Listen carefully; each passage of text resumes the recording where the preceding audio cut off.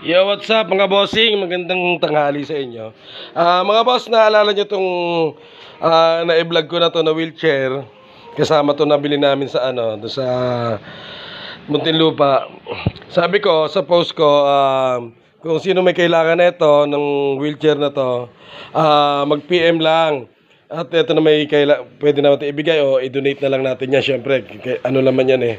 Ngayon, hindi na natin pwede ibigay sa iba kasi kailangan pala namin, gawa ng pamakin namin, kailangan niya to para hindi na siya nahihirapan. Para kung maglalakad siya, hindi na siya, tutulak na lang siya. Okay. Eto, ngayon, ano lang to eh, may mga repair lang. Eto, sira na.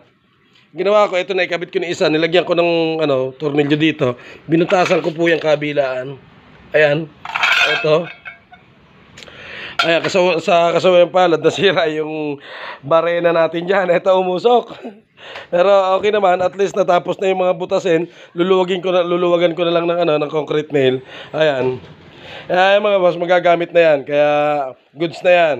At napinturahan na rin pala yan ni John Louie. Ayan, primer, para maganda naman. Ayan, okay na yan. Wala. Ano ba ito? Ayan o. Kontrahin mo sa kabila, hindi marunong wala. Ito na. Oo. Alright. Primera pa lang yan, 120. Mga bossing, goods na to. Na-repair namin lahat. Ito. Okay na, matibay na to. Nice. Ito, binigay sa akin ng kaibigan ko dun sa Putatan. Sa tatay niya raw to, dati hindi makalakad. Pero ngayon nakakalakad na, kaya ito, hindi niya na kailangan. Yeah. Ito, whoop, whoop. Nakakalakad na ako.